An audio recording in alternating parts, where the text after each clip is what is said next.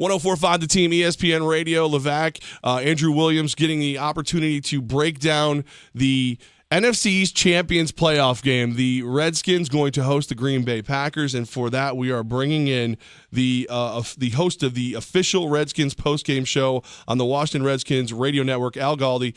Al, if I told you before this season started that you'd be the half of the NFC East not looking for a head coach this year, would you believe me? You know, I think I would have, but the reasons that they're not, I think, would have surprised me. The fact that they ended up going 9-7, the fact that the quarterback ended up being as good as he's been, I think those reasons would have surprised me. We all sort of went into the season anticipating, all right, best case scenario, they go like 7-9, maybe 8-8. Quarterback plays pretty well, and you feel reasonably good about the future. This season has exceeded every reasonable expectation, and that's what I think is as surprising as anything. Well, and this NFC East, it's been discounted, Al. Like, everybody looks at it and thinks it's terrible, even though the Redskins have been really good at home. Are they about to be surprised on what they see this Sunday? Well, I think people that are expecting the Redskins to lose by a lot or the Redskins to struggle are going to be surprised. I mean, if the Redskins lose, nobody should be too surprised by that. And if the Redskins win by a little, they shouldn't be too shocked by that. I think, though, what's worth saying is this. The overall resumes, Packers are still more imposing than the Redskins, but the playoffs are more about how you're playing right now, and the Redskins go into the postseason as one of the hotter teams in the league. I mean, you could argue the Skins go into the season as the hottest team, not named Kansas City. The passing game has been functioning on a very high level since basically the Skins' Week 7 win over Tampa Bay. Skins have scored 30 or more points each of the last 3 games. Skins have had 400 yards of offense each of the last 3 games.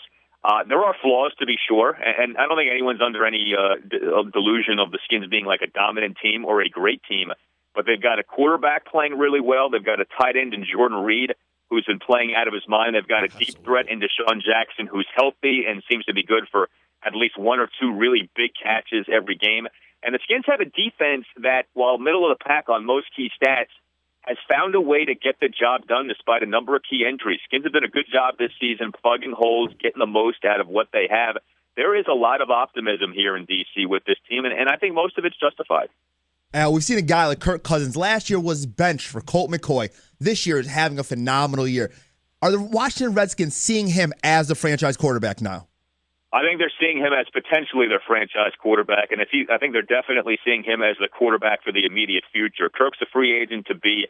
Skins are going to, I think, most likely sign him to a contract extension. It's possible they have to use a franchise tag, but whatever the case, Kirk will be back next season as a starter. Now, I personally define a franchise quarterback as a guy who plays really well over like a 5-year period. I don't think anyone can be certain of that just yet. I think you do need to see more from Kirk. But in terms of him having been the best option for this team this season, I was always in favor of that, and Kirk has certainly proven to be that and more. He's at the very least a guy for the immediate future, and I don't think right now anyone would be too shocked if he's the guy for the next 5 to 10 years. I just don't think you can take that leap after 1 year, even a really good year. But for right now, with this staff and this roster, he's absolutely the guy, and the Skins are going to be in a position this offseason where they're going to have to pay Kirk legitimate money. I mean, he picked the right time to have this kind of year.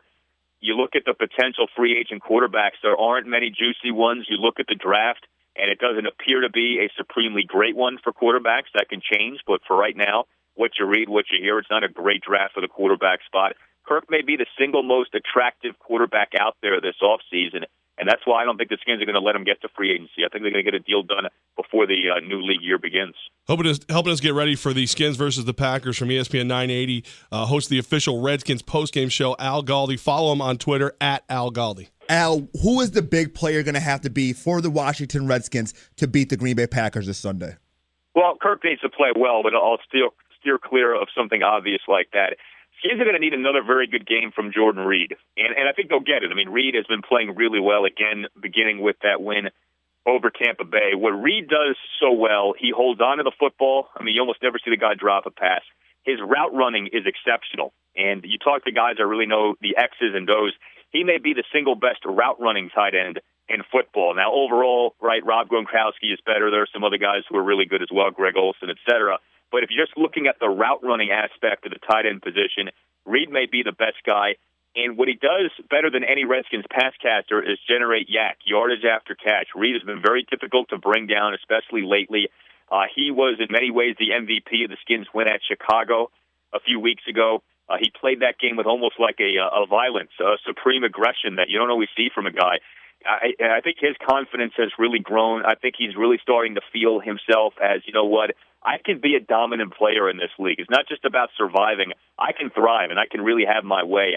The Packers' defense is good. I don't think it's a really bad defense, but it's a defense that likely is going to be minus its top corner and Sam Shields.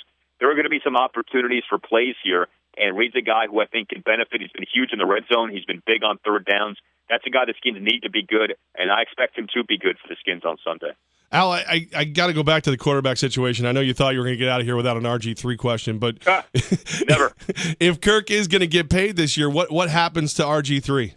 Yeah, I think they release him, and I give Robert credit for this year. He hasn't been nearly the distraction that a lot of people thought he would be. Kirk's plays had a lot to do with that, but Robert has kept to himself. He's behaved just fine.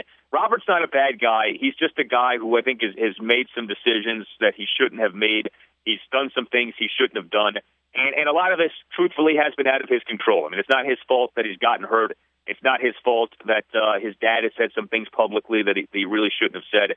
Robert needs to be in a system, in my opinion, that makes use of read option the way the Skins did back in 2012. I think if Robert plays that way, he can still be a good quarterback. But if Robert insists on being a classic drop-back passer, it's not going to work because he's not there yet as a quarterback. Doesn't mean he can never get there, but he's not there now. That's not the style of quarterback he played at Baylor, and it's just not what he's good at right now. It's why Kirk was the better option going into the season, because Kirk was developed in a pro-style offense at Michigan State. So I think Robert gets released come the end of the season. I think he ends up finding a spot somewhere. I don't think his career is done, but I think the best spot for him, again, is on a team in an offense that is willing to make use of the read option, especially if Robert plays. I mean, if they don't make use of the read option with the number one quarterback, that's fine. But with Robert, I think he has to play that way, similar to how Russell Wilson plays in Seattle or Cam Newton plays in Carolina. I think Griffin has to play that way to have success, at least right now in his career. Host of ESPN 980, Al Galdi. Follow him on Twitter, at Al Galdi. Al, what's the Redskin fan base doing right now? How crazy are they hosting a playoff game this year after what everybody kind of thought, like you said, maybe 8-8 would be the top? Yeah, Redskins fans are going nuts. Redskins fans are starving for success. It has been a long time. Redskins haven't won a playoff game, period, in 10 years, haven't won a home playoff game in 16 years. In fact, it was 16 years ago today that the Redskins won their last home playoff game. So Redskins fans are jacked. The nature of this season has contributed to that from a standpoint of playing so well late in the year, finishing the regular season with 4 straight wins. Every time this season the Redskins have needed to win a game, the Redskins have had a lot of these like win or else games. Like you're not eliminated if you lose, but boy, does the season look a whole lot worse if you lose.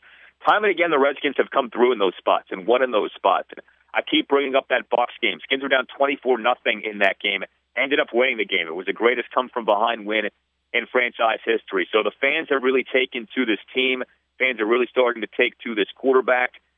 Part of me sort of wonders, like, there's a lot of optimism and a lot of confidence for Sunday, and the NFL is a league where when you think you know, you end up not knowing. And so, I'm saying to myself, maybe if everyone is expecting one thing, we get the opposite, which is a Packers victory on Sunday. But to answer your question, fans are jacked up for this, and I think FedEx Field is going to be a loud environment come Sunday evening. All right, Al, what's the prediction? Are the Redskins going to be playing the Panthers or the Arizona Cardinals next week? Yeah, I think the Redskins win. Skins are +1. I think it's interesting. All 4 home teams are underdogs this weekend. But I think the Skins win. 30-24 is my predicted final score. Packers are not a bad team, but they are not at their best right now. And this in a lot of ways comes off like a Packers team that just needs to be put out of its misery. 21 combined points for the Pack over the last 2 games, 4-6 since the 6-0 start. Aaron Rodgers is still exceptional, but he has not had his typical Aaron Rodgers season. The offensive line's been banged up. Rodgers has taken a lot of sacks. Pass catchers have had a hard time getting open. So I think this is a game that the Skins could actually end up winning comfortably. But I think 30-24 is the final score. I think the Skins get this win on Sunday, and FedEx Field is going to be celebrating come Sunday night. Al, are you sick of hearing you like that yet or no? I'm not. Get back to me again like 6 to 12 months from now. But when you're winning, all these things are cool. When you're losing, they become tired and cliche. So, but for right now, It's been a cool thing. It was an organic thing, which I think is part of what makes it fun. And Kirk, it was so out of character for Kirk. That's another part of it, too. I don't know if nationally people recognize that. Kirk is about as plain Jane and vanilla as it gets. When he screamed "you like that" after that win over Tampa Bay, it was like a piano falling out of the sky. Nobody saw that coming. He's had a lot of fun with it. We've all had a lot of fun with it. And, in fact, the Redskins themselves are handing out towels on Sunday that say "you like that." Perfect, man. I can feel the energy. I can tell you're even pumped up, Al. So excited about it. Can't wait to watch the game. Enjoy the ride. Our new friend, who I got to tell you, every time we have a question about the Redskins, I got to call you. Is that okay with you? No problem, man. Enjoyed it. I love it. Al Galdi. Follow him on Twitter @Al Galdi. Al, thank you so much. Good luck to your Redskins. Thank you, guys.